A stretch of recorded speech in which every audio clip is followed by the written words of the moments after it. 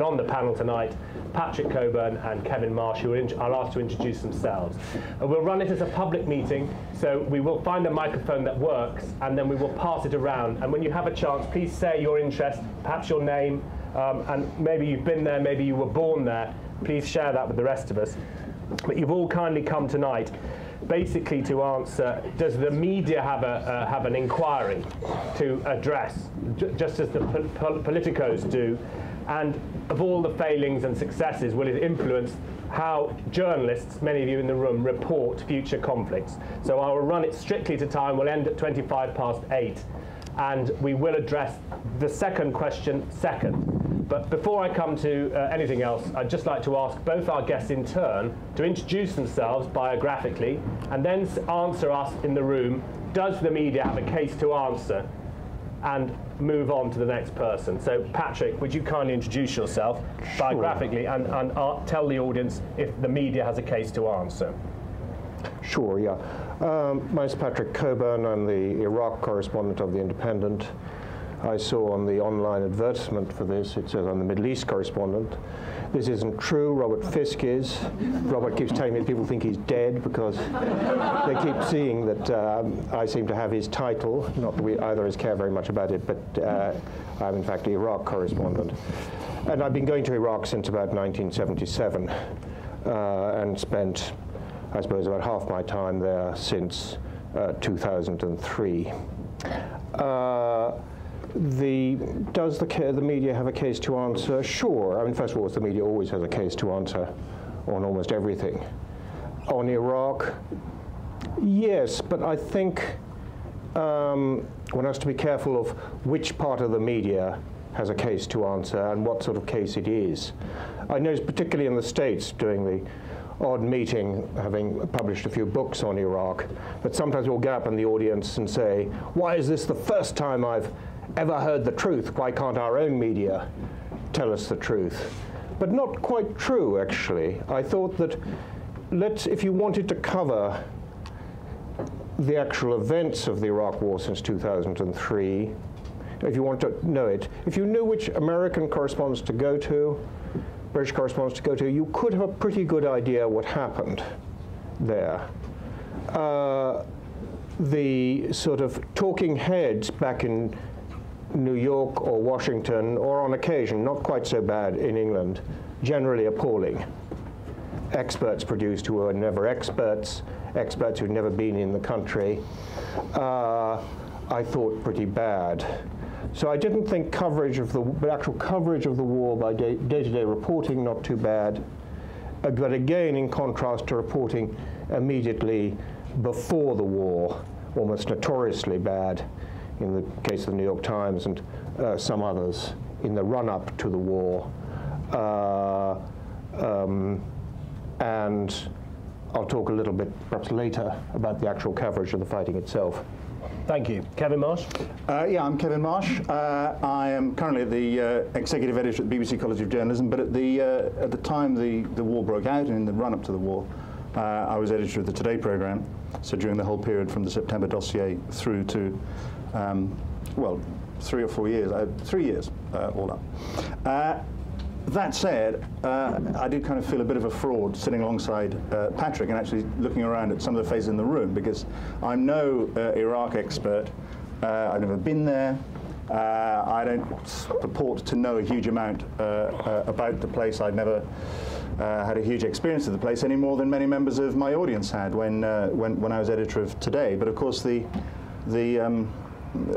expertise, I suppose, that I bring to this discussion is the knowledge of and experience of the kind of editorial conversations that were going on in the BBC, and also the conversations I had with other members of the media in the period that we're talking about. So I'm looking at this very much from the angle of editorial decision-making, I guess, back at base, and trying to take, as I do at the college when we talk about the war and how we covered it and so on, and trying to draw some of the lessons from it. And I'm interested that we're going to talk later on about the lessons we may have learned for future conflicts.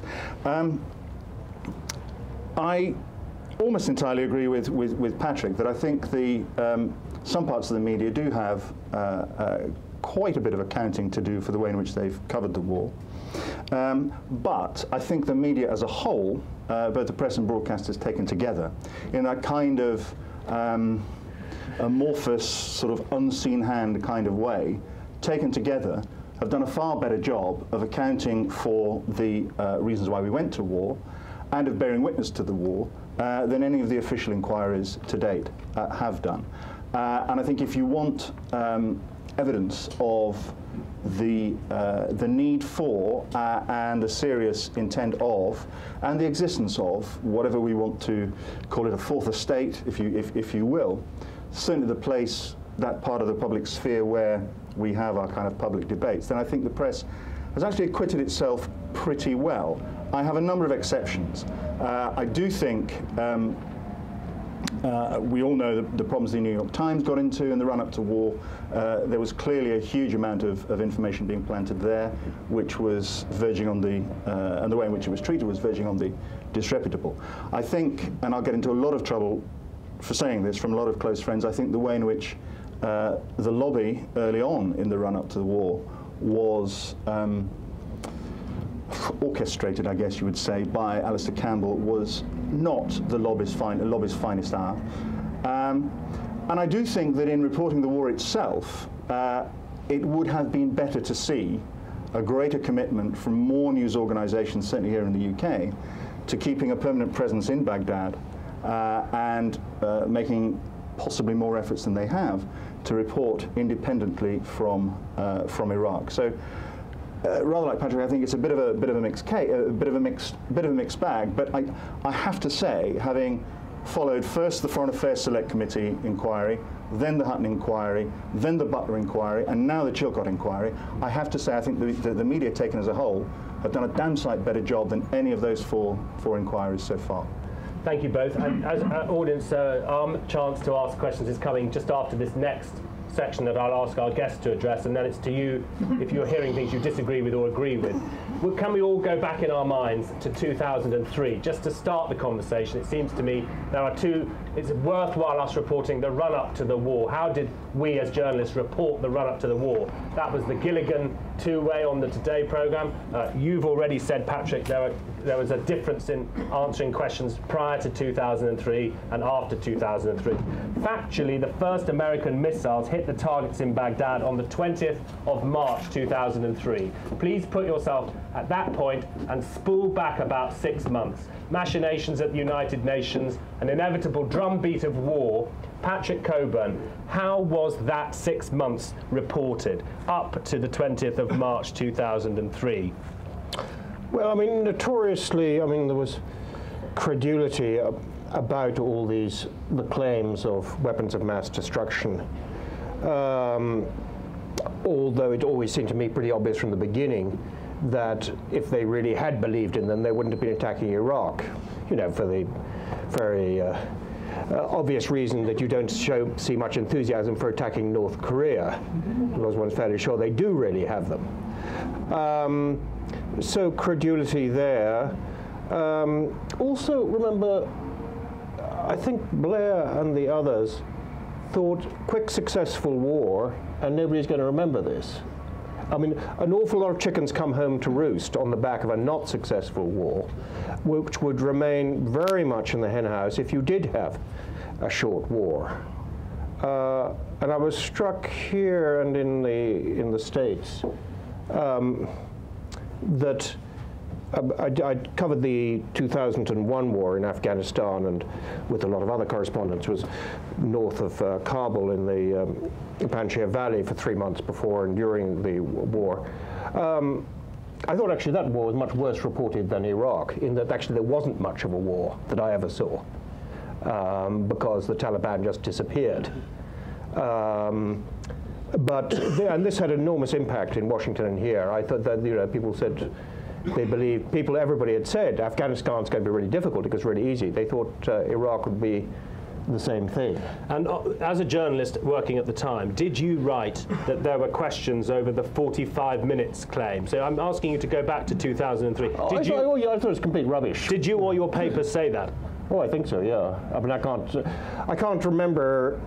I suffered from a slightly. I remember getting the dossier and then doing a thing on immediately on radio with Michael Gove, I think, and going through. I mean, the dodgy dossier even gives it a sort of authority, which even at the time, with a quick sort of 5-minute glance, one could see that lots of old stories that had already been deflated had been shoved in there. And was there a failure of journalism to bring to MPs and voters' attention the run-up to war and the case from which it was being made?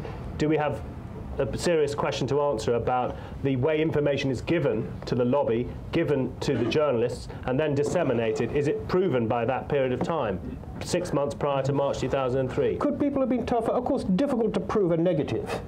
You know, you couldn't. Is it likely that Saddam had weapons of mass destruction? Extremely unlikely, for all sorts of reasons, including what various weapons inspectors said. Could you prove they didn't have any weapons? No, you couldn't. And audience members, please remember, you can come in just a second. Kevin Marsh, we all remember your programme attempted to say something along these lines and then did it, and then the BBC boss had to sack himself, and whatever happened, what was the truth? I wish it had all been as short as that. I'd like to go back a little before that, actually, but I mean, I will address that question. But if you go back to the 22nd, 23rd of September, 24th, whichever day it was, when the dossier, incidentally not the dodgy dossier, that was the following February, but the September dossier, you knew that something was up because it was a masterpiece of manipulation. The dossier was put out at 8 o'clock in the morning, knowing that that was the absolute peak time, not only for listeners and viewers to broadcast outlets, but also the peak busiest time for the correspondents and so on and so forth. And they would be under huge pressure to get on air straight away with their first impressions. And it's a sad truth of live and continuous news, 24/7 news, that the first impression, if you can control that first impression, it's really rather like the old story of controlling the first headline, then you've gone a long way towards shaping and framing the story. And it is quite interesting. I was listening back to some of the stuff on the morning, that the analysis was pretty shallow, and people, even quite intelligent, well-informed reporters and correspondents, were struggling to make sense of this dossier. As Patrick says, there was a lot of skepticism that the general allegation was true, although none of us knew whether they were WMD or not. And so much so that actually Andrew Gilligan, who I'll come on to in a moment, when he did a 2A at the end of the Today programme, said about the dossier, frankly, there's nothing much new in it. And I think that was largely the general feeling. The 45-minute claim, which became much more important later on, was picked up by, I think, 2 papers. It certainly wasn't majored on the following day hugely, although the map was used, which showed the missiles just able to reach Cyprus, which of course most of the audience wouldn't have known was the British base was there anyway. So I think that just going back to that very initial moment when the dossier was put out there, it was given a kind of credibility by the way in which it was put into the public domain. The issue for journalists was the extent to which it then kept coming back to the dossier as what was going on in the United Nations was taking its own course, and I don't know many journalists around actually who thought that we were going to get the second resolution and so on and so forth. I don't think any of us really at the time thought that was a serious process. I mean, I hope that's not kind of with the benefit of hindsight, but I don't think we did. And I think we felt certainly after Crawford that there was an inevitability about the progress towards war, and especially when you just looked at the numbers of men and ships and so on that were in the region. You know, it was very hard to sort of come back. As you got closer and closer to March, it was harder and harder to come back from that position. Sorry, if I could just say something about Crawford. At Crawford, a lot of focus on what Blair said there. But if you look at what Bush said, he said, I'm going to get rid of this guy, with Tony Blair standing beside him. So there wasn't, from that moment on, I would have thought, it was just a matter of common sense that this war was coming. And a sort of debate on exactly when did Blair sign in blood for this? It seems to me it's an open and shut question, that immediately you had it in black and white, what was going to happen at Crawford. And I think that informed the feeling at the time that, you know, this is not a process which has a multiple number of potential outcomes. What also happened, though, during the January and February and March of 2003 was that quite a lot of journalists actually were getting a lot of briefings from various levels in the security community, or in the intelligence community rather, about dissatisfaction with that September dossier. And some journalists put it together, I think as early as about March the 10th, I think, the Observer was running a piece saying, broadly speaking, what we now know about the dossier, that the language had been changed, altered, whatever. So there was a growing feeling that this dossier was not what it purported to be, which was effectively the case for war. But at the same time, remember, there was a great degree of frustration, I think, with any serious journalists that what Hans Blix was doing was simply being brushed aside, and in reporting the attempt to get further weapons inspections going, and in reporting what was happening in the United Nations, there was this feeling, certainly as you got into the spring, that this process was increasingly irrelevant. And as Patrick said, you know, you actually didn't need the crystal ball. You could just, you know, read the guy's lips. Patrick, and then Kevin hasn't got there yet, but what was the significance of what happened on the Today programme? Well, I mean, because I always thought the counter-attack by Campbell, that, you know, you look for somewhere found somewhere where the BBC was vulnerable, and counter-attack there.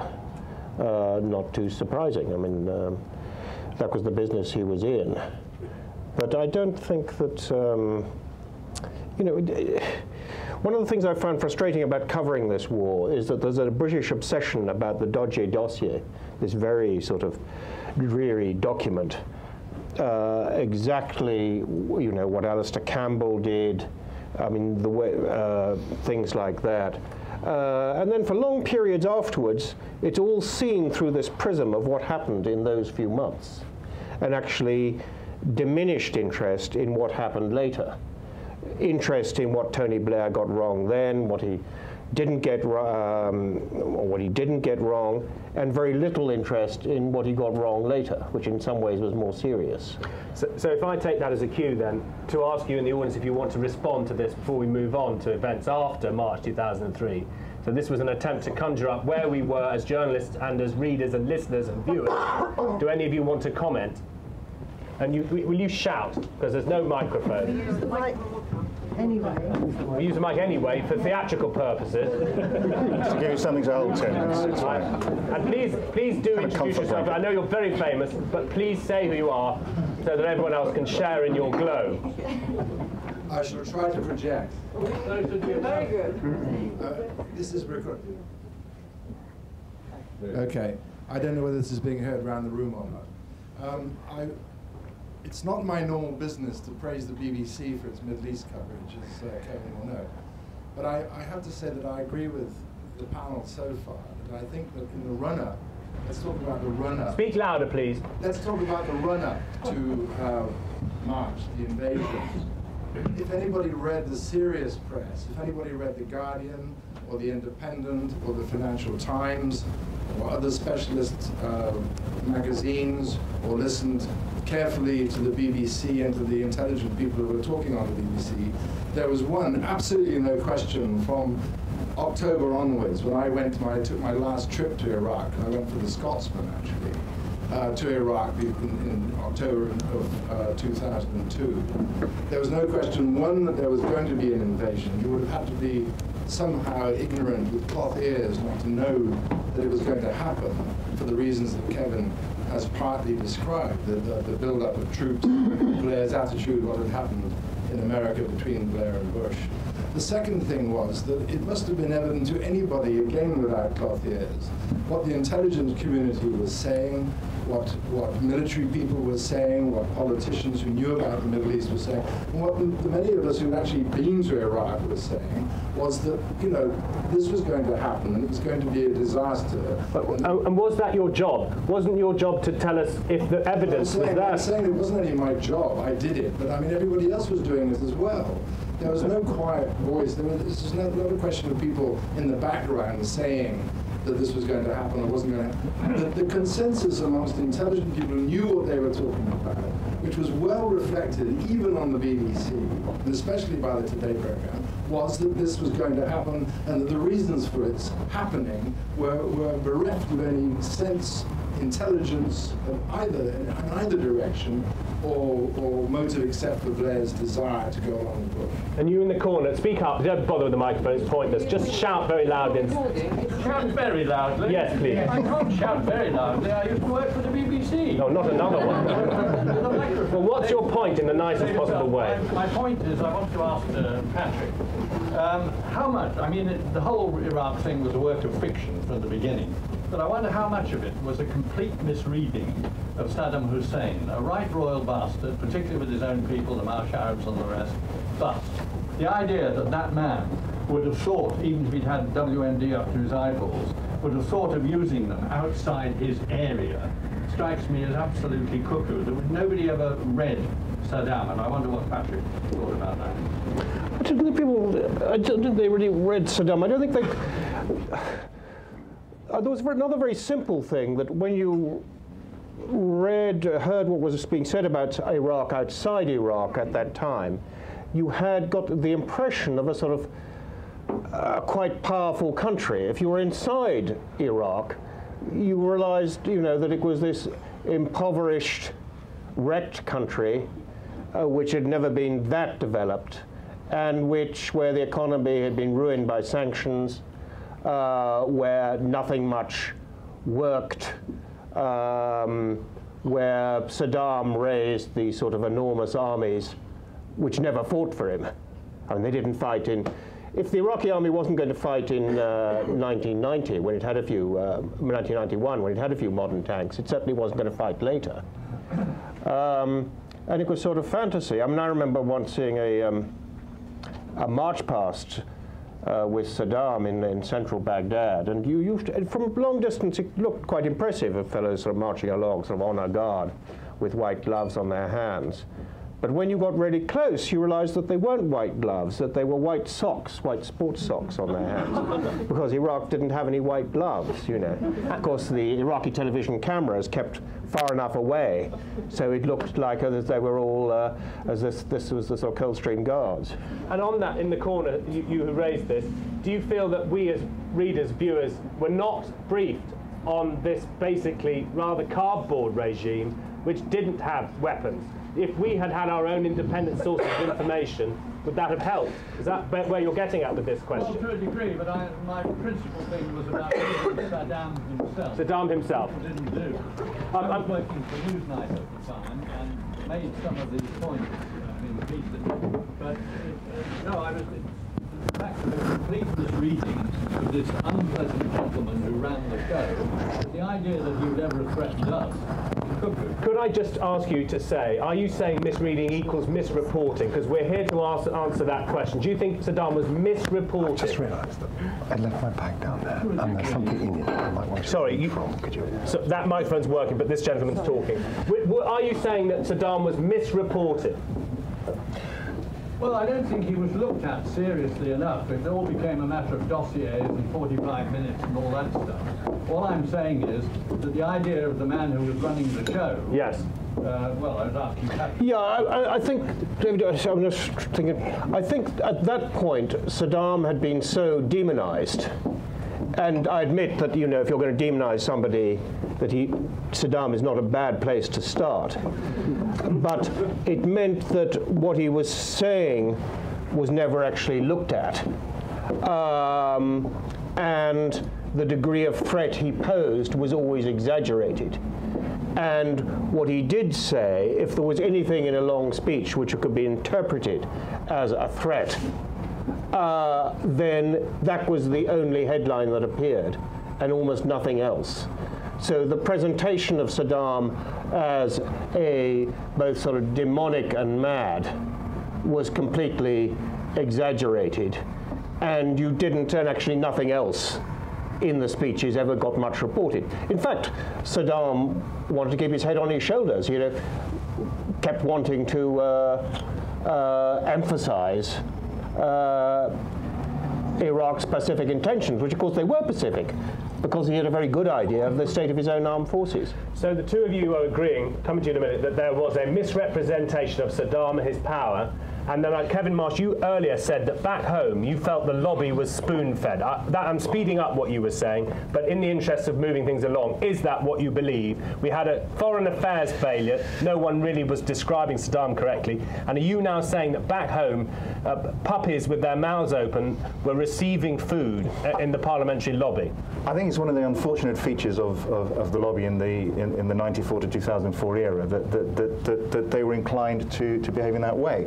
I'm not saying it was universal, but I think that, I mean, David puts his finger on a very important point, I think, that any assessment of Saddam as a counterweight, any counterweight assessment of Saddam Hussein simply wasn't there, and therefore the assumption was this guy's going to do what everybody says he's going to do.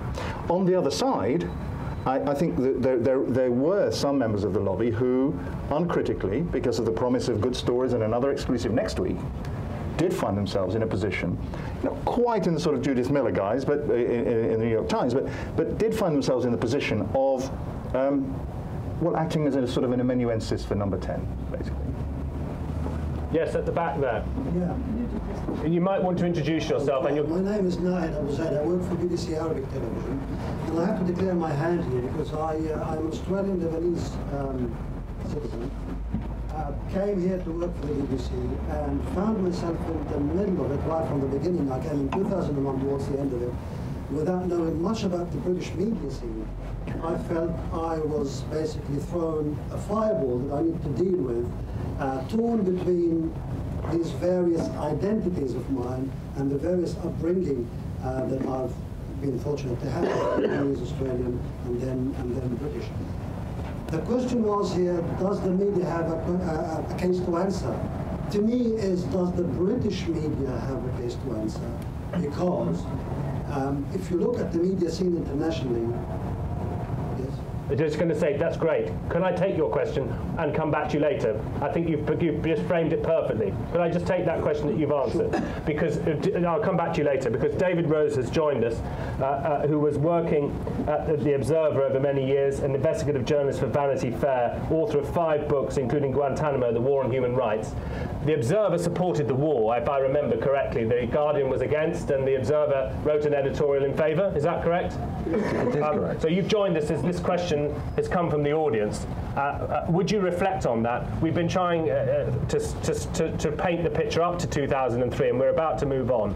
Did the press at that time report an inevitable case of of a strong Saddam when he was weak, and of evidence that wasn't there, and the Observer, for instance, supported the war? Would you comment on that, and we'll move on from March 2003?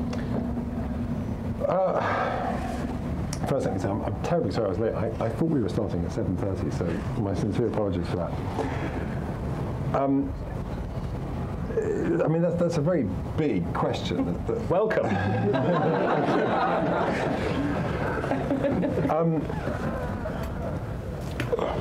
I mean, the simple answer is yes. Of course, that is what happened. But I think, I mean, forgive me because I have missed some of the discussion. I don't think it was only a question of the parliamentary lobby being fed unreliable information, ultimately emanating from the intelligence community. I think there was a lot of more complicated things going on. And some of you will know that I myself, to my great regret and lasting shame, was one of those duped by Ahmad Chalabi's Iraqi National Congress, and I personally interviewed a number of people who purported to be defectors from Saddam's regime, who told what appeared to be blood-curdling stories, most of which, on closer examination, have turned out to be a pack of lies. And I think the media part of this story is inseparable from broader political and intelligence-related questions. And there was a sort of extraordinary circular process going on. I think the first thing to say is that the really strong advocates for war, neocons in America and the co-opted neocons in Britain, amongst whom I would name Tony Blair as the most important figure, weren't really bothered about how strong Saddam's WMD were. You know, questions of weaponry and strategy were not preeminent in their minds. They wanted to get rid of this regime. Regime change was the objective and always was. And the desire to effect that regime change quite clearly went back before 9/11. 9/11 merely created an opportunity. I don't think people quite realize, and I have reflected on this very deeply in the years since, how cynical the process of manipulation by those who really wanted this war was. And having been part of that process, I still feel ashamed and disgusted at having been duped to that extent and having been caught up in it. And I want to, if you don't mind my expanding for a few minutes here, I want to quote a specific that illustrates the general question here. Sorry, I'll just get this out. This is the American inquiry, the equivalent of the Butler Report in Britain. This is the Rob Silverman inquiry into what's the Commission on the Intelligence Capabilities of the United States regarding weapons of mass destruction in advance of the Iraq War. Now, many of you will know that, all of you I'm sure will know, one of the most important headlines in both the Blair September dossier of 2002 and the American National Intelligence estimate the following month, given very wide publicity in America, was the claim that Saddam Hussein possessed mobile biological weapons laboratories. We now know from this and many other documented investigations that there were two sources for this claim. The first was a man now known as Curveball, widely known as Curveball, the subject of an excellent book by, what's his name, Dogbin, the LA Times reporter, who was a German intelligence asset who, in fact, had been employed by the German intelligence service for some time before 9/11 and had actually been let go because he was a drunk and unreliable and a fantasist. And the agencies which took his reports most seriously, MI6 and the CIA, never actually had any direct contact with Curveball in the critical period. And when they began to, he actually disappeared from view for a number of months, and when he finally resurfaced after the October NIE of 2002, after the Blair dossier, when American intelligence officers began to realize what he was really like, that they did all they could to raise alarm bells, and that's a story that's been well documented in America. But I don't want to focus on Curveball here. I want to focus on the second source for the mobile biological weapons laboratories, because I had the dubious privilege of interviewing him myself in Amman in March of 2002. He was a man who called himself Mohammed Harith. Now, I think he really was an Iraqi intelligence officer because he did have various documentation and he actually did give me some information which I never even printed, which was later verified, not very important information, later verified by the Charles Daw for Iraq Survey Group report. But while he did have some direct knowledge of certain small-scale ordinary weapons procurement programs, he certainly had no real knowledge of weapons of mass destruction. He was making that up because that was the script of the INC. So anyhow, I interviewed him in March 2002, wrote a lurid article in Vanity Fair. Thank God, made it clear that these were assertions that were unverifiable, but nevertheless repeated his allegations at length. Went to various sources, like Charles Daw, who had, of course, been deputy head of UNSCOM, who said, well, it seems to be credible. And it all went out across the world and was picked up by other news media and all the rest of it. What is very interesting is this. By the time I interviewed this man, Harith, he had already been described as a fabricator by the American Defense Human Services officers. That's the human arm of the Defense Intelligence Agency. He had been interviewed by them in Oman, and they had concluded he was making it up. And they issued what was called a fabricator warning around the whole American intelligence community. This warning was then conveniently forgotten. And as this document makes clear, as it says, if I can just find the relevant page, I'm sorry, won't be a second.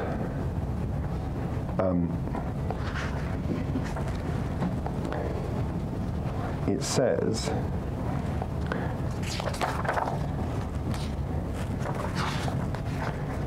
that unaccountably, despite the fabricator warning, Harith's reports started to be used again in the summer of 2002. They made their way into Blair's dossier and eventually into the National Intelligence Estimate. Now, Blair's dossier is not the concern of the Americans, but how did the CIA analysts at the National Intelligence Council analysts justify using these reports, which had already been dismissed as the work of a fabricator? According to footnote 254 of this report, the NIE, the National Intelligence Estimate, actually sourced its information to a Vanity Fair article, which quotes, this is in the classified footnote to the NIE, which quoted the INC source as an unnamed effector, David Rose, Iraq's Arsenal of Terror, Vanity Fair, May 2002, cited in source documents into annotated NIE. Defense Human had issued a fabrication notice, but never recalled the INC source's reporting. Sorry, could I make just a couple of broad points? Sure. I mean, you were mentioning the IMC, Chalabi, and so forth, and saying, but I mean, one of the problems about reporting is people disregarded the Iraqi background. I mean, and this is true of both sort of right and left. The sort of neocons, people who are very pro-war, tend to disregard the Iraqis because, or all they cared about was in America, what America was going to be doing. That was the only story. But on those who maybe opposed the war or had doubts about it tended to see all Iraqis as victims. But actually, it wasn't just the INC, but all the Iraqi opposition could figure out from about sort of 1993, 4, that Saddam was not going to be overthrown by an internal coup and certainly by an internal uprising. Therefore, the only people to get rid of him would be the Americans. And the only way to get the Americans to do it was to keep prodding them. Chalabi tended to be a bit better than the others and certainly talked a lot more about it. But actually, that was the whole of the sort of Iraqi opposition had figured this out from about the mid-90s. And of course, were encouraging anybody who came out of Iraq. Also, there was sort of, I think, an underestimation of the way Iraqis think about this. You see, you're an Iraqi officer. You want to get out of Iraq. You need money. You need visas. You need work permits. You need a whole series of things. Now, what do these guys want when you go to the American embassy or the British embassy in Oman? And since it's a very dangerous thing to defect in Iraq, they'll think real hard about it and concoct a story which they know is exactly what the Americans or the British want to hear, and at a certain moment is sort of uncheckable. You know, that laboratories are under large lakes and other things that, and you think, why should it be under a lake? Well, maybe because nobody can see it, but maybe there's another reason that you can't check it, you know. Some of these things are fairly commonsensical, but I think that that period, this sort of, I was very struck by the sort of lack of context of what Iraqis were thinking about this and what Iraq was like during that period. So if I can sum up, and thank you very much, David, for... Yes, can I just make the... Well, no, not at the moment. Very, very quickly. Well, no, it is quick. It is quick. 30 seconds. Well, it has to be 15. Okay. My point is simply this. I've told that long anecdote because it seems to me that one has to grasp here that it's not just about the media. It's about extraordinary cynicism running right through, you know, the military, industrial, intelligence, political complex in which the media is being consciously used. And let's just remember one very last point. You know, the intelligence officers who had already dismissed this man as a fabricator sat on their hands when Colin Powell presented the same rubbish to the Security Council in February 2003. They carried on recycling it again and again, you know, and they know that the original reports can't be trusted, so that, you know, they're actually citing a Vanity Fair article, alas, written by me. I mean, it's no, I mean, it's pretty breathtaking. I'm moving it along because the audience is part of this tonight. But I want to make it plain. Speaking of listening to you, I'm very grateful that you went to the trouble to show that, because you've given us an example of a sourced piece of information that was fabricated, and we're going to move on. But so far, the mood of the meeting is there was misrepresentation of Saddam and how powerful he was. There was a gullibility in the parliamentary lobby, and you're saying there's this sort of promiscuity, multiple partner bed hopping between the intelligence communities, the journalists, and the politicos, and it surfaced time and time again like a disease that wouldn't go. And will you, sir, join in this? Now, remember, we're talking about the media, so don't take us too far away from the media. Yes, indeed. Frank Jackson World Disarmament Campaign, and specifically on the question of the media. So far, we've had mentioned The Guardian, The Independent, The New York Times, The Observer, and the BBC. But the media comprises a lot more than that. And in fact, the notable omission, of course, is the popular media. And I think that that's a significant thing that needs to be addressed in this. Now, as far as the understanding, in September 2008, I attended a meeting addressed by Scott Ritter, the former US inspector, who categorically said that there were no significant WMD in Iraq at that time. I believed him rather than any of the dossiers or statements by the government. But you were 5 years too late, Fred, because you're talking about 2008, and we're still at 2003. Sorry, I don't mean 2008. Sorry, I'm getting that. I mean 2002. Oh, I beg your pardon. 2002, sorry, what am I talking about? Okay. And just one other point, I was just saying about the opposition.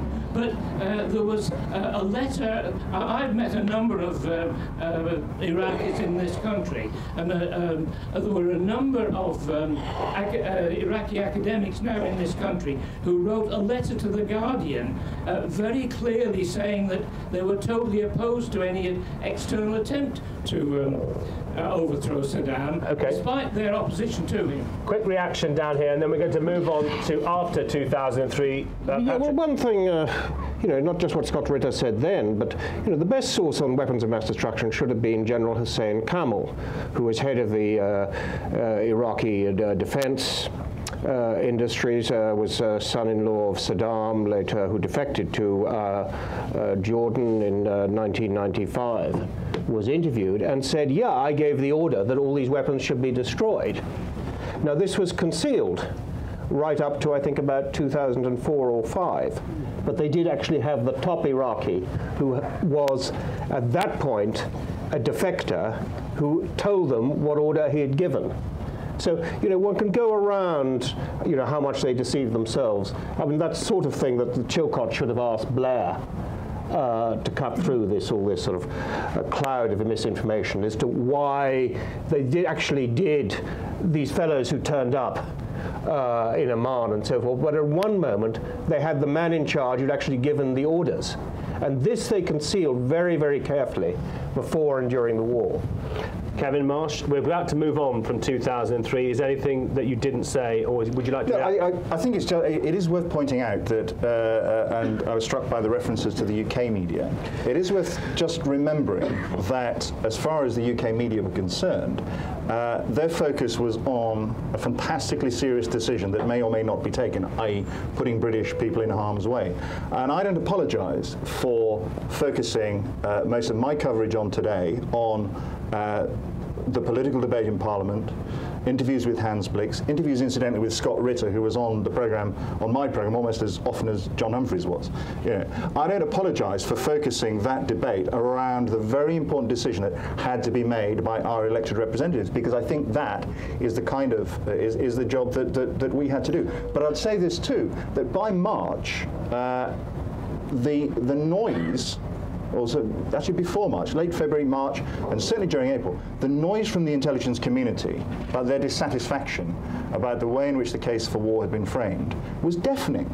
I mean, it was very, you know, every time okay, this is an exaggeration, but, you know, your phone would ring and very often there would be someone on the end of the phone who knew quite a bit about what they were talking about, saying, look, you know, this is a nonsense. Well, don't give us an exaggeration. Give us an example. Tell us what phone calls you took. Well, more than a phone call. I mean, there was, and I suppose I can talk about this now because it was reported by Kamal Ahmed in The Observer. The day after, I think it was the day after Baghdad fell, it was April the 11th, I had lunch with a security, an MI6 person, than whom it is not possible to get more senior. And he made it very clear to me that he did not see Iraq as being a threat. And he also, or his assistant, his number two, asked a very strange question, which was, you know, when all this is over and we can't find any WMD, but we can show you the paper trails that prove there were WMD, what do you think the reaction of the media will be? Now, you know, forgive me, but in terms, I think this guy who was pretty senior and, you know, was saying, look, the Iraq thing was a bit of a, and we're not going to find WMD because we never thought we were going to find WMD. Combine that with, you know, lunches I was having with members of the cabinet and former members of the cabinet who were pretty well telling me the same thing. You know, it was quite difficult. In fact, even on the day that Andrew Gilligan's report ran on today, I had lunch with Claire Short, and she was pretty clear that when she signed off, or was part of the cabinet that signed off the September dossier, you know, she was very unhappy because she could see the evidence of the massaging, if you like, of the language and the selectivity that had gone into the actual subset of the intelligence that appeared in the dossier. So it was getting quite hard to ignore the voices that were saying, you know, this is pants. This is who? Pants. Not Blitz. It's a colloquial reference. Right. David, not very good. It's Hans Pants. Hans Pants are very, very famous. David Rose, we're going to move on now to life after 2003 with the audience's permission. You've got, I'm afraid, to do us a service here because we've got lots to get through. The second part of the question that has brought all these kind people here was, has the media, and I think we understand there are distinctions to be made, fairly reported the chaos and slow recovery of Iraq since 2003? So you can now move on, but would you kindly address that question first, and the audience, would you like to come in on this after this? Has the media fairly reported the chaos and slow recovery of Iraq since those first missiles struck? Well, my comment would be this, that the same problem that one finds with reporting of Iraq since 2003 is also apparent in reporting of Afghanistan now, which is an over-credulous reliance on the briefings that are put out by politicians and by generals, and perhaps it is ever thus in war. But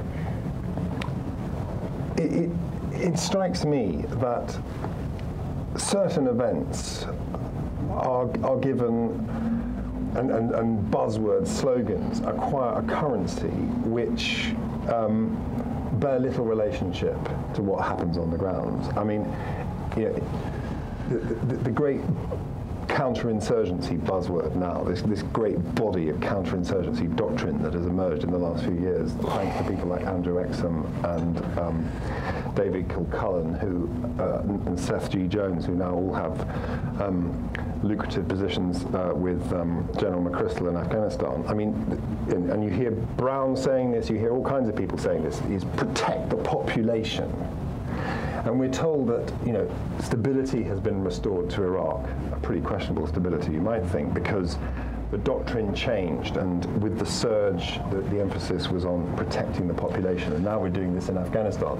No matter that we just killed 23 people in an airstrike, 23 civilians in an airstrike, we're protecting the population. And this is exactly the phrase that we used fighting AOKA in Cyprus in the 1950s.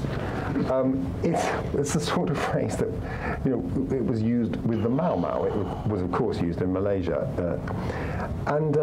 It does seem to me very questionable that we justify a pretty brutal intervention in other people's countries by saying that we're protecting the population. And I think that's an example where we're extraordinarily credulous in taking the briefings. And you know, it's happening. Sorry, briefings in the country or briefings outside? Both, I think. Maybe it's more inside. David, I think there's one thing that has changed. That has changed, which makes it more difficult not to do this. Is one, I remember when I first started being a journalist in Northern Ireland, then I was in Beirut afterwards. At that time, it was actually rather safer to be a journalist than to be anybody else. That there was no gang of gunmen in Northern Ireland that didn't have a press officer. And somewhat similarly in Lebanon up to about 1984, when Hezbollah started kidnapping people. Since then, it's become actually much more dangerous to operate on your own, whether it's in Chechnya or whether it's in Afghanistan or Iraq. Now, this played very much into the hands of those who are arranging embedded journalism.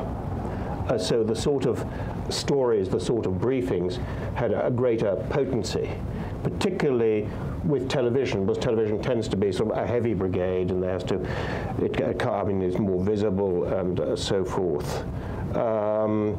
And this was very sort of noticeable in Iraq.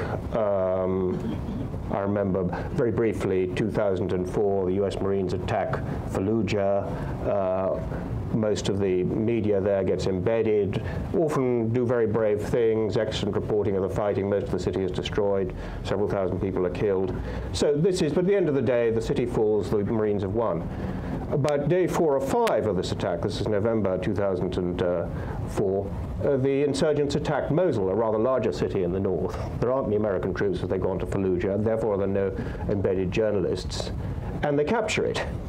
And they capture 30 police stations, and they capture about $40 million worth of arms. And this doesn't get reported. So you shift rather rapidly to not just things which have the wrong flavor, but have a completely, that anybody who knew about Fallujah, didn't know about Mosul, would get a completely distorted idea of what was happening in Iraq. And I'm grateful to you for raising that. This has been a dreadful toll. Many people in the room may know people who've died covering this conflict, or been colleagues on papers and organisations. So journalists are taking a bashing, and actually you're reminding us that a lot of the reporting was brave, was also based on where you were, but you couldn't fault in many cases individuals, could you, for their attempt to report the scene as they saw this?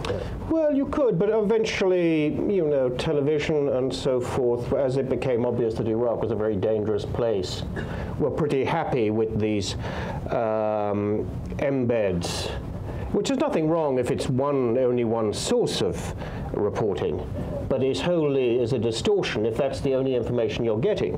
But not too surprisingly, the British or American Army would rather like you to see to report the views that they have. One of the reasons you're all here, I'm coming to you next, was that this question of fair reporting. Patrick's mentioning November 2004, which was the offensive against insurgents in Fallujah. In January 2005, 2 months later, 8 million people, Iraqis, voted in elections for a transitional national assembly.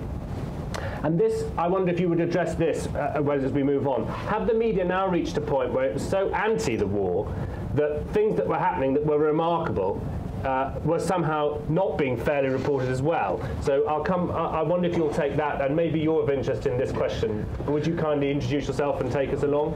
My name's Ian Everton. I was actually in Basra in 2004, and I had a stand-up. I was with an embed for the BBC. And I had a stand-up row with the commanding officer because Basra was falling apart, as Fallujah was. I was with the Royal Highland Fusiliers, and they had 12 major attacks, resulting in loss of life and significant injuries at the time. And we were in a convoy that was badly hit. I wanted to get out of my embed, and I wanted to actually go and report on what was happening, and the city was in flames. And I was refused by the MOD to leave. We had huge problems in the edit thereafter because the Times now considered a bad egg. There was a torturous relationship between the MOD and the BBC in reporting documentaries like this, because it had to get signed off as part of the embed. They had to see your rushes and your final thing before they signed off on it. I then went on to a commissioning role at ITN. And to get around this, one thing which I think brings up the point made here is I began to hire local journalists to do the reporting. A great journalist called Kazan Sheribayani, who's an Iraqi journalist who's made many films out in Iraq. And he would bring back footage that was truly compelling that no other Anglo-Saxon journalist was able to get by virtue of their skin, if nothing else. And I think there was a failing to some degree of some of the more established media outlets in not hiring enough Iraqi reporters to report on what's going on in Iraq. The Guardian did very well with it. I'd like to think ITN did quite well in certain parts, but I think the BBC to some degree had a failing in that. Kevin, Marsh, would you like to respond? Well, I wasn't in charge of deployments, but I mean, I certainly know that the local effort that the BBC uses is high. But I think it's actually it's more. I mean, Patrick's got a very good point here that you know it's very easy to get completely bogged down in the pluses and minuses of embedding. You know, nobody pretends embedding is anything other than what it is, and if it's one source among many, then you know I'm not sure I absolutely see the problem.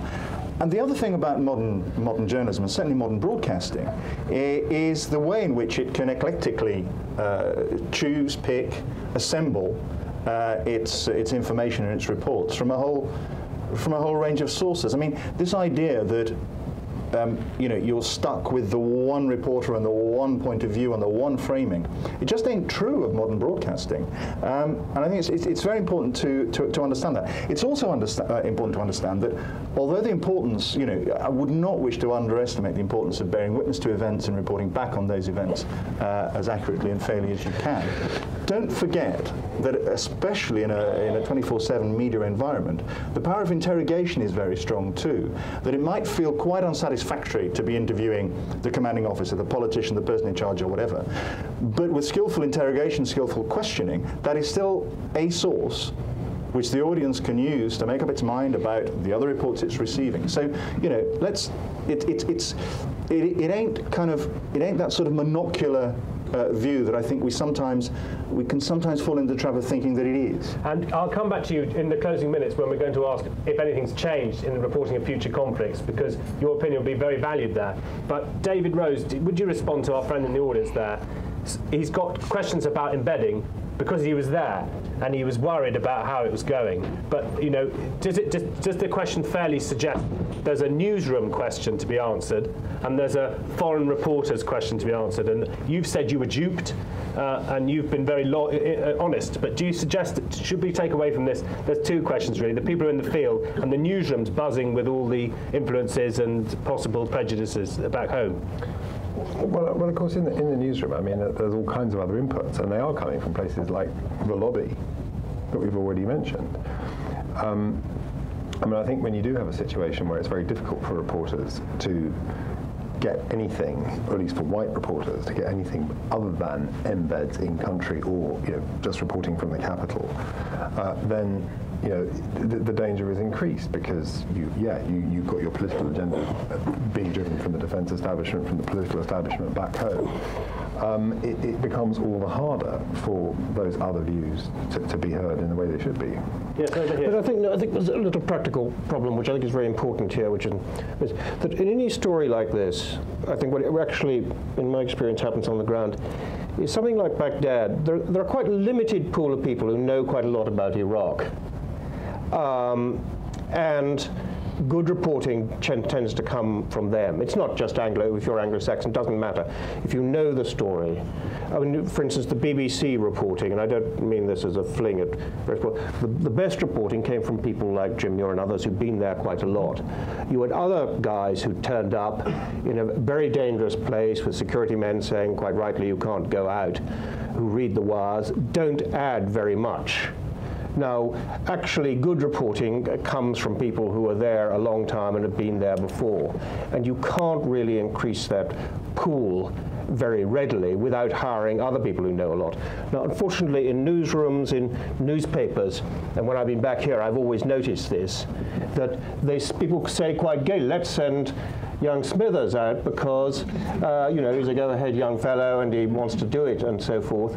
But it sort of can't be done unless people have previous experience, particularly in a place where you have a high degree of violence like Baghdad, where they can't have a learning curve, that they have to know it before or not know it at all. Smithers is here, actually. He's over here. Would you like to introduce yourself? Yeah, my name's Andrew Sharples, and I served in Basra with the British Army in 2006. And what became very apparent, and I'm not sure if this is a factor of the embedding process, but a lot of the coverage while we were there and continued afterwards was purely focused on what the British forces were up to at the time, and didn't really get to grips with what the overall situation in Basra was, what was actually happening to the Iraqi people. I think this is something that goes on today in Afghanistan. I don't know if this is a problem of British audiences not wanting to know more about what's happening to our boys out there, and they're less interested in what's happening, what's going on the ground, or whether it's a function of the embedding process and it's just impossible to get the news of what's happening. So can I ask you, when you heard the reporting from events you were involved in, did you recognise the events you were involved in? Yeah, but I found that it was sort of reporting at a superficial level. They were reporting on what was happening sort of to the troops. Sort of, you know, if there was an IED that went off and it killed a British soldier, then that was reported. But you didn't get any sort of sense that there was any in-depth reporting of what the overall situation was. It all seemed entirely focused on what's happening to us. And what certainly we felt out there, because we were so thinly stretched on the ground, was that a lot of what we were doing there was almost irrelevant in many ways. I mean, there'd be immense fighting amongst the Iraqis, be it the militias, be it different tribes. And a lot of the time we didn't have the resources to do anything about it. We did our patrols and what have you, but then we were sat at base when there was a lot of fighting going on and we weren't able to affect it. And I think that the media got caught up in reporting what was happening to us, which was, from our point of view, very serious to ourselves, but I don't think it really got to grips with the situation. Yeah, I think that that's largely true.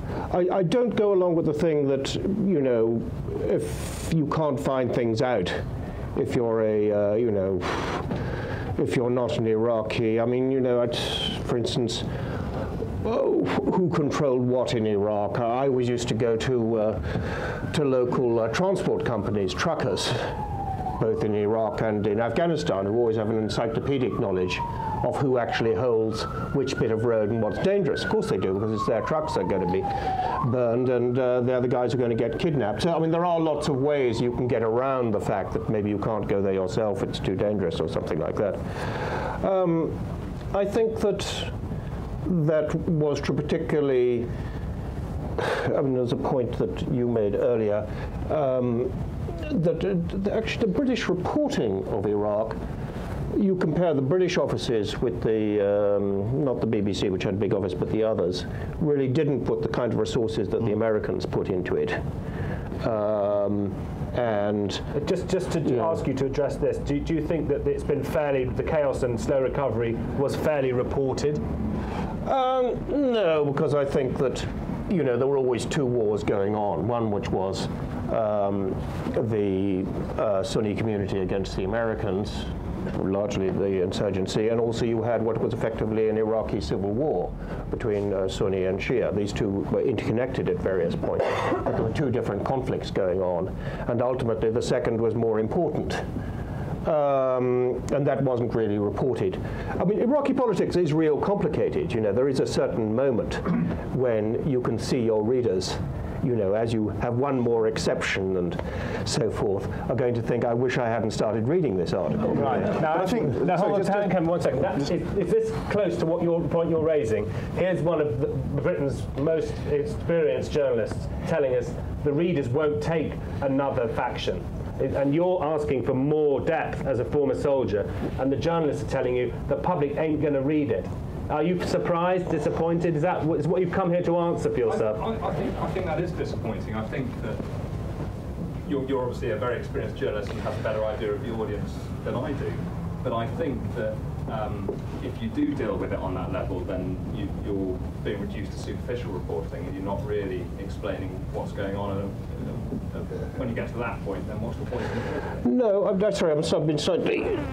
I think that the appetite for the intricacies of Iraqi politics was not high. Secondly, there's a natural belief, much higher in the States than here, to believe the only thing that matters is what happens to American troops, and that even when they're bad, they're the most important factor around. And what matters is what Bush does. And if you say, well, hold on a minute, maybe the most important Shia Grand Ayatollah, maybe this is more important. That somehow it's not a concept that comes easily. I would agree with that. But from the point of view of someone who was serving over there, it was quite frustrating when we were trying to have an effect on the ground. And the fact that we weren't having an effect, which we absolutely weren't at the time, wasn't reported. Okay, now I'm really grateful you've done it, but I'm going to move us on because we've only got 15 minutes. Kevin Marsh, I interrupted you just a second ago. Patrick and you were just about to agree on something, I think. Well, sort of. I mean, you know, it's a shocking truth about mass media that you have to have a mass audience. If you talk to the audience, as we have done, to try to find out what their understanding about, let us say, Iraq is, you find it's quite low level. And you know, even before you get to the kind of intricacies that Patrick's talking about and explaining Iraqi politics, you know, you've got an awful lot of building to do before you can even begin to talk about the kind of things that you're talking about. However, I mean, there are reporters who are working outside the green zone, outside embeds. You know, we have a very good one who works on Radio 4, Hugh Sykes, and what he's been able to do is to report the thing that most journalists find really difficult to report, and that's to report trends and processes as opposed to events. And that's the hard thing. I mean, what you're talking about, fairness in the chaos and the return to whatever, that is really tough, and you have to be pretty bloody imaginative. And it's not about events, it's about you know, being intelligent with your medium, whatever it is, to try to get the texture of that across. Right, I've got to limp to the conclusion. No, but I'm going to shout you down first, because I think the media isn't that good at reporting war, because it reports war as melodrama. People want to see, you know, when the first day of the war, big explosions and so forth. The fact the Iraqi army wasn't fighting doesn't really come across, you know. But it's not just media. You know, any modern film, Saving Private Ryan, about war, showing people blasting away at each other at point-blank range, it never happens like that, and hasn't since about the Battle of Waterloo. So I think war is something that everybody watches on television, but it is extraordinarily difficult for the media to report as it actually occurs. Which brings me to the lessons of Iraq. How will it affect the reporting of future conflicts? And we've got 10 minutes left on this. David Rose, you're ready to go on this. I promised to bring you back in at the back. You told us of an embed that went wrong. You told us you doubted the process. You told us you've worked for two of the biggest news gathering organisations in the UK. What's your answer to this? How will the lessons of reporting Iraq affect the reporting of future conflicts, do you think? I think if it's a conflict in a Muslim country, it has certain elements. I think if we go to war with Argentina, it will be very different. I think the answer for Muslims, I mean, I was 3 weeks after I was in Mogadishu, a BBC journalist was shot in the back, and I think there was pretty much a clampdown. I sent a very good reporter called Nema El-Bagir, who's a Sudanese reporter who worked for Channel 4 News, back to Mogadishu, and she's one of the few reporters who's been able to report there. In fact, for my new company, which is called the Bureau of Investigative Journalism, I'm actually sending Nema back out to East Africa to report on things. I think one of the things that needs to be done is you need to get local journalists of colour in certain countries to report on those things. I'm grateful to you because you've come to a conclusion and you've told us all the experience that led you to that point. I'm sorry to rush you. David Rose, earlier in the evening, the panellists and the audience sort of nodded a bit, painted the impression of rather a vile process, manipulation, of spoon feeding, of information that wasn't properly sourced, wasn't properly checked. Do you have any confidence that anything in that's changed, and that if we get to a future conflict, we'll see anything different in the run-up to it, in the terms of investigation, in terms of, as this gentleman at the back saying, profiling of people that we might be thinking one thing of, but maybe the other is true? I certainly think At the moment, yes. I mean, I think people are likely to be much more sceptical about any claims made about Iranian weapons at this moment.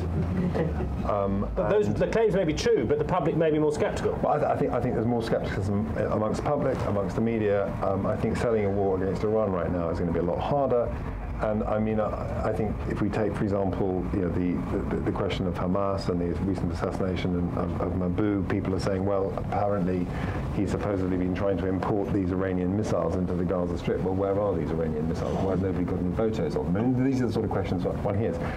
But I think beyond that, there is another problem that hasn't been addressed at all so far. In the discussion in the last 20 minutes or so, people have been sort of almost talking about a hypothetical ideal standard to which we would like to aspire in our reporting of conflicts and indeed of complicated foreign situations in general. Patrick's talked about the difficulties of interesting readers in another faction. We've talked about a collective failure perhaps to reveal nuance, to go for the story about the American troops and the American sense and so forth. I think there's a theme that links all this, which is that, as an industry, we are under colossal pressure, and there is no part of this industry which is under more pressure than foreign reporting. The budgets available to do foreign reporting, to get those experienced people rather than the young Smithers or the perhaps slightly more experienced Bigfoot type Smithers. The people who have that sort of long-term experience and understanding and insight, the investment to create those people is all the time shrinking. You've talked about how bureaus by British news outlets in Iraq have tended to be rather less well-resourced than American ones. I mean, I think there is another problem here. It's an economic problem, and the business models that we've all been operating under for a very long time, as we all know, are in decay. But the first place that feels the pinch is a complicated foreign political situation or conflict. It's not, Cheryl Cole and her divorce. I think that before 2003, getting on to after, before 2003, thank you very much. Before 2003, the reporting was almost entirely military and political. It was just Iraq as a country is bad, Iraq as a country is evil, how do you deal with it? They didn't really take into account the people that lived there. I noticed that after the war, although, I mean, you can still say that there was bias in the media, there was a lot more reporting on social aspects of Iraq and the living standards and Iraqi people as people rather than just this highly militarized country. And I think that the lessons learned from Iraq have gone into other places as well. If you notice the way they report Iran, people are a lot more aware about Iranian culture and the way and how Iranians are reported, rather than looking at Iran as a country. You notice that the people are represented much better than Iraqis. And do you say you wanted a quick one here? Yes, you here. Yes, you here. But the microphone's completely pointless. Just can you speak here? Yes, you. Yes, hello. No, not you. You. You. Yes, you. The microphone's completely irrelevant. You can hold it if you... Oh, okay, go on. I'm particularly concerned about the lessons that we should have learned about the reporting of Iraq now regarding the reporting of Iran. And, lots of momentous things are happening, and they virtually don't appear in the map. The top brass of the United States is right now in Israel. They're discussing Iran. Rare mention of that. But then Iraq, the lessons that we were talking about Iraq don't seem to have really percolated to current reporting. We find the same people who were manipulating the media in the run-up to the 2003 war are right now providing information to drum up the war in Iran. That's David Albright is one of them. Is a complete fraud, and his organization, complete fraud. And the man was drumming up the weapons of mass destruction in 2003. He's doing the same thing right now.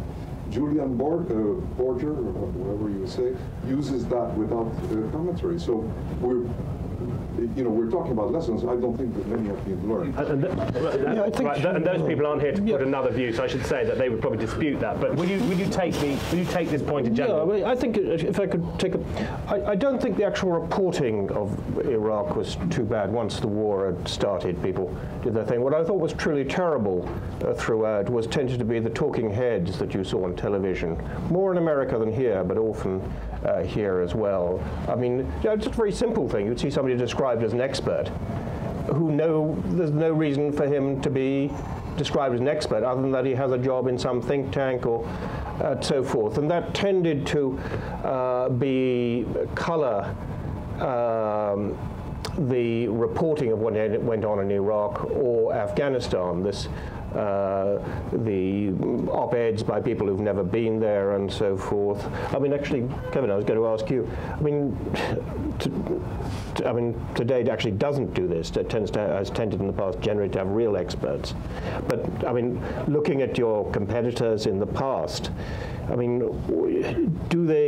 what goes through their mind when they get some expert? I mean, normally it's the lowliest person in the organisation is the person who rings me up, the bookers. But actually, they take very decisive choices. Absolutely. You're quite right, and it is very easy to build up a repertory company of people who will turn up, can speak for 3.5 minutes, make some sort of sense, and forget that they're coming uniquely from this point of view. Their track record is not that great. So it is. You're right. It is very. But I think I hope we've learned something from that. I'm not sure that everybody has, but I certainly think it's one of the things that our credibility rests on proper experts, as you say. And there's 4 minutes left, and we'll divide it equally, and we'll end in 4 minutes. So I'll just pick Kevin Marsh straight up on that one, and name a specific. For many years, a man of blame completely, you carried that recording line. Very articulate, very good, quite clearly, even a total layman like me, from the start, clearly, they're retired, he's straight mouthpiece for the military. But that's all he was ever presented as. But that's all he was ever presented as.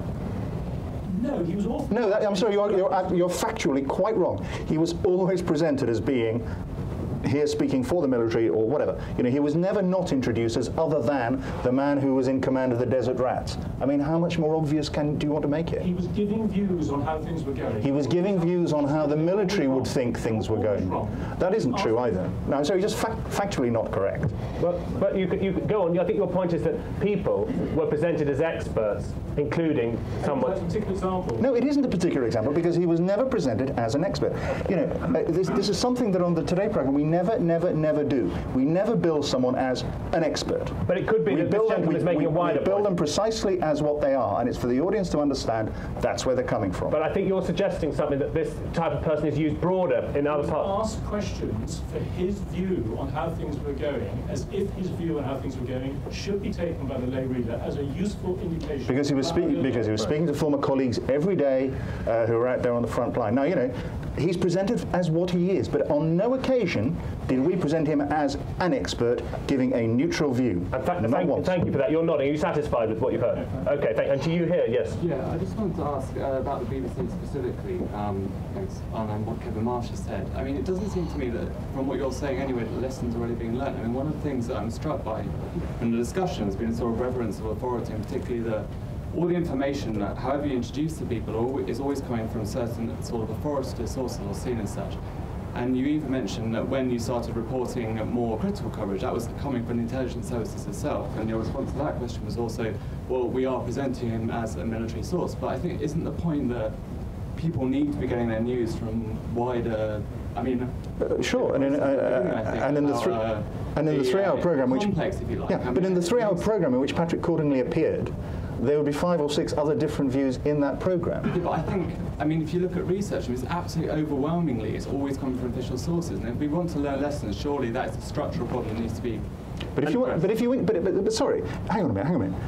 It is the people in authority who make decisions that affect what happens. It is not the people out of authority. It's the old adage, out of authority you talk, in authority you do. Now, it's our duty, I think, as journalists, to interrogate those in authority to find out why they're doing what they're doing and the rationale for what they're doing. Yeah, but in practice, when you have a war, things somewhat change because all the media or anybody with politicians are frightened of being called unpatriotic when our lads are being gunned down. This flavours everybody's coverage, and it's impossible to... I've been called unpatriotic since 1982. And it's yeah, no, but institutions are all like that. They get nervous, and some actually change their opinions. But you have to see that. I mean, you have to lean against that, and that will always be so, and has always been so, and has been so in the past. You can have 30 seconds there, and then 30 seconds at the back. David Rose, Kevin Marsh, and Patrick, you can finish this off. I'm sorry, but we're really at the end. The coverage of the media is like part of my study, and also something I have done myself. The monitoring of the regime, of the Iraqi regime, has started far than 2001. It started, I think, in 2000, after the law was passed by the Congress about Iraq liberation, where like a group of Iraqi journalists and also like were brought to like mention anything against them. Second thing is just like you mentioned the intelligence newspaper. What about the less intelligent newspaper, and which are more popular than any other newspapers in this country? I think they are representing at least 80%, and this is a kind of statistics I'm talking about, done by the British Institute. Also, that's why they picked up the article of Vanity Fair.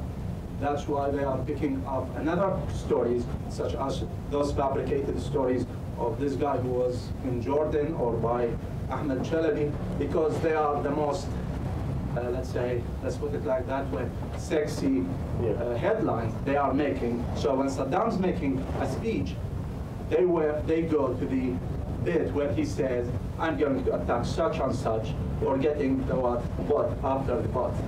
And I worked in one of those intelligence, I've done attachment, and I worked after 2 days, because the editor asked me, when I told him about a good story about Shia electing Sunni to be the head of their councils, he said, I don't want this story. I want a bloody story, which is making blood, sad story. That's what makes the news. You've waited right to the end to make your contribution. Have you found the evening interesting to you? You've had the view you've wanted to get out all evening. Have you enjoyed the rest of the evening? Yeah, I do. You have. So have I. Thank you. And there's no more time. I'm sorry, at the back. Please think it, and the rest of us will think it. You really were going to have closing thoughts, but time has defeated us. So unless you're burning to say one thing that you were misrepresented or horribly slurred, I will just say you're not on trial tonight. We'd like, listening to you on behalf of everyone, thank you for giving your views, even if we've disagreed with them. We've appreciated what you've said. David Rose at the end, Kevin Marsh in the middle, and Patrick Cockburn. And to you as an audience, thank you very much.